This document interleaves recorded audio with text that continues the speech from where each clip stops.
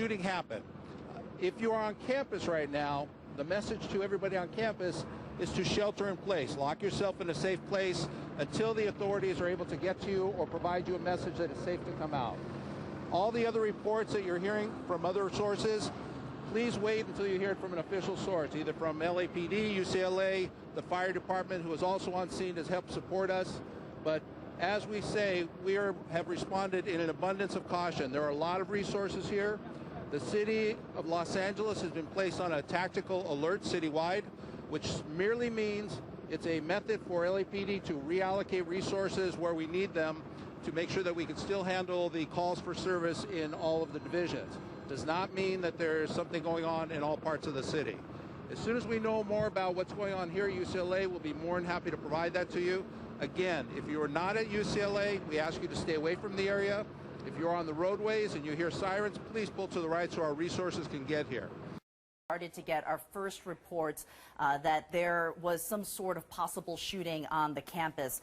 Then it was shortly followed by an alert from the campus telling students to steer clear of the engineering building, that anyone near the engineering building should avoid it, that they should shelter in place, that the campus would be on lockdown.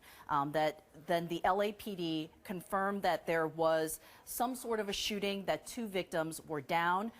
We saw an intense police response. You can see it from these aerials. Officers arriving, a large number of black and whites, and the vehicles we've seen have not just been campus police. It has also been the LAPD. A tremendous response. We've seen officers wearing tactical gear. They had their long guns drawn, starting to enter the buildings, starting to clear a couple of these buildings, and it was almost immediate. The response was very, very quick.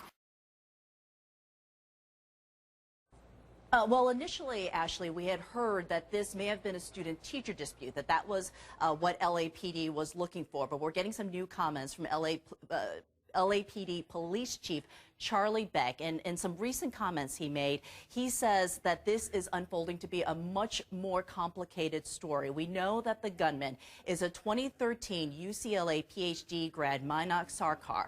The person he killed was his professor, a man he once considered his mentor. That professor's name is William Klug. Now, after all the mayhem yesterday, when law enforcement were finally able to get into that room to examine the gunman's body, what they found on him were 2 handguns legally purchased in Minnesota. He also had some some rounds in a backpack. They also found a note, and on that note were a number of names. The police chief describing that note as a kill list. Some names that were on that list, according to the LAPD chief, there was another UCLA professor. That professor is fine. But based on that note, they did go to Sarkar's Minnesota residence, and at that residence, they found the body of a woman who had been shot and killed. Now, the LAPD is asking for help to find Sarkar's car. From the timeline that they are beginning to piece together, they believe that Sarkar drove from Minnesota here to UCLA, and then the mayhem from yesterday. It's hard to even fathom it. To have your son grow up without a dad is rough. Loved ones grieving this morning over the shooting death of UCLA engineering professor William Klug. Klug was a husband and father of 2, the coach of his 10-year-old son's Little League team. Never a negative word, always very positive. Kids loved working with him because he was such an easy coach to work with. The professor of mechanical and aerospace engineering was inside the same building where he taught his classes Wednesday morning. It was a normal day on campus, upwards of 25,000 students. Shortly after 10 a.m., hundreds of police, SWAT officers, and the FBI stormed the Los Angeles campus after reports of 3 gunshots coming from one of the school's engineering facilities. I'd suggest going back that way. The campus on lockdown, police shutting down streets and paralyzing parts of the city. People are crying, people are nervous, they're shaking. Inside, terrified students scramble to hide. I closed the door with keys and barricade the doors and turn off the lights. some unable to lock the classroom doors, barricading themselves in and tying cords and belts around the handles. Our primary goal right now is to review all of our security procedures. Security cameras capturing the SWAT team sweeping campus buildings, only to find the bodies of Professor Klug and another as yet unidentified male, a murder-suicide. Tonight, investigators are still piecing together just what happened in this building on the campus of UCLA. Police say shortly after 10 this morning, they responded to 911 calls from witnesses reporting gunshots in Building 4 of the UCLA engineering facility. As police responded in force, the campus was put on lockdown, shutting down streets and paralyzing parts of Los Angeles. Inside, terrified students barricaded doors, hiding from what they were told could be an active shooter. And people are crying, people are like nervous, they're shaking, and every few minutes we hear that there's another shooter at a different location.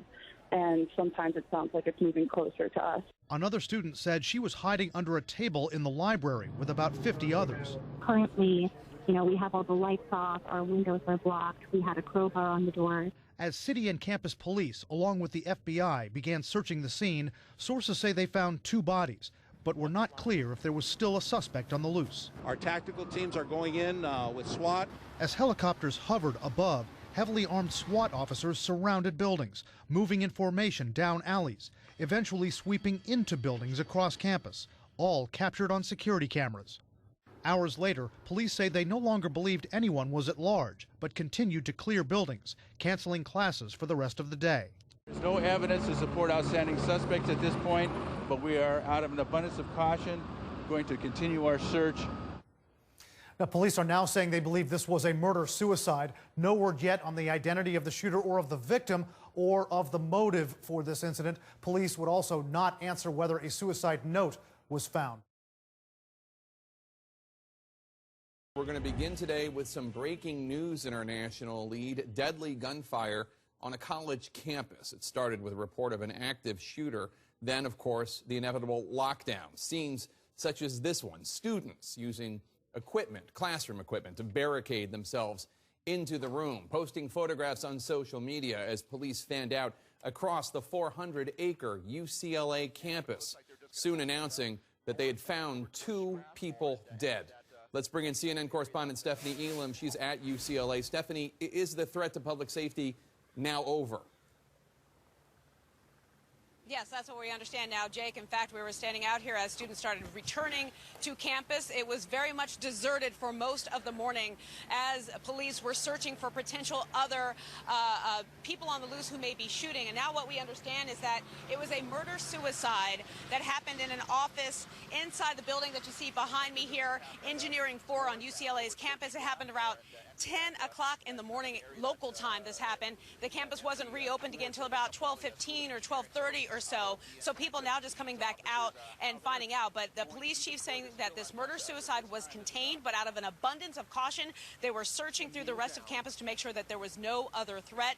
But we do know that it was 2 adult men that lost their lives by gunshot wounds here in this building behind us. Still not clear who these men are or why this murder-suicide happened. But obviously a very tense time for these UCLA students as they're heading into finals. I talked to one student. He said he was concerned about what was going on campus, but he was more concerned about missing out on his finals. So many of these students getting close to graduation next Friday, so they were concerned. But at this point, I can tell you that classes here for the rest of the day are canceled, and they are expected to resume tomorrow, Jake. All right, Stephanie. Suicide occurred in the at about 10 this morning. A homicide and a suicide occurred in the engineering facility, part of the UCLA campus on the south side. It appears it is entirely contained. We believe there are no suspects outstanding and no continuing threat to UCLA's campus. We're in the process of releasing students from lockdown, but we need to do so in an orderly fashion and in a way that allows us to make sure there are no other participants.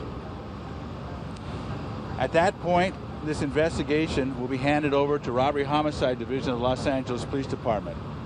The coroner will take custody of the bodies, and this will become a homicide investigation. I'd say that there's about 100 other students with me right now.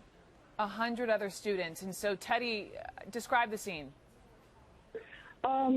Sort of, everybody was sort of just, getting their breakfast, and we were in line, and we got the alert, and a woman said, this is not a drill. Everybody, get to the back of the dining hall because, we just have to stay away from the windows. So we're all crowded back here. We've been here for at least an hour and a half at this point, and people are crying, people are nervous, they're shaking.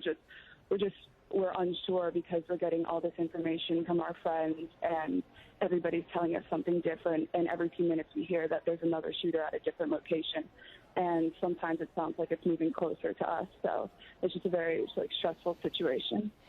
That is the tough part in situations like these. There are not enough facts to go around to understand what's happening. How are you feeling? I have not stopped shaking for the last hour and a half. I'm praying for any students that are, still out on campus right now. I'm praying for anybody that's in the engineering building. My roommate left. She walks past there, every morning, and I couldn't get a hold of her for half an hour, and it was one of the scariest half hours of my life. So it's just a very anxiety-producing situation. Yeah.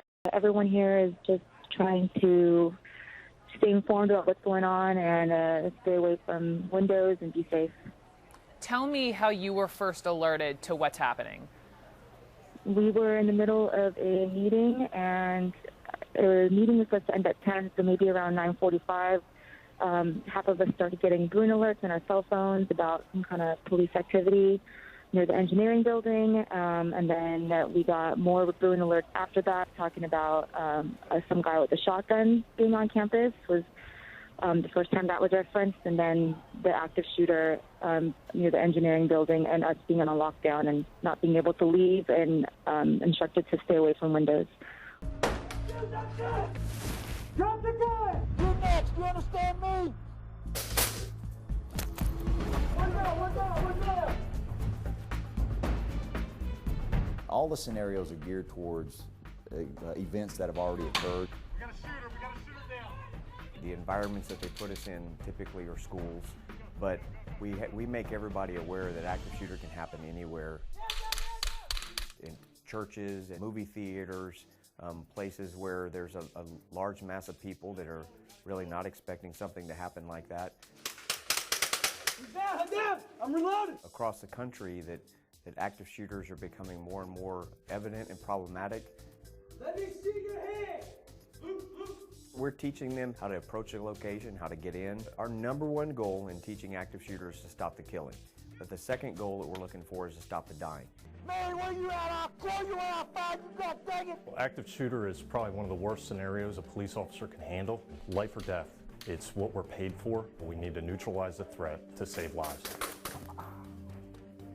These simunition training, it's as close to real life as you can get them. Their heart rate is spiking. They're nervous. It's the best you're ever going to do without actually shooting real bullets at a person.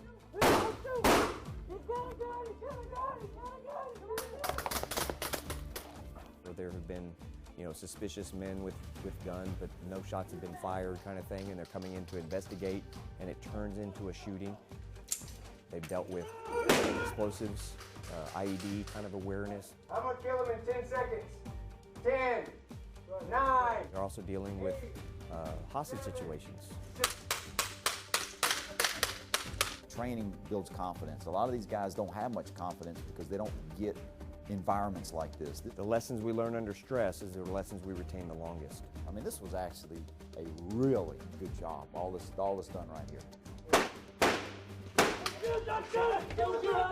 Weeks after they've gone through the training, they've actually been involved in incidences, and it's helped them survive those incidences, so it is helping.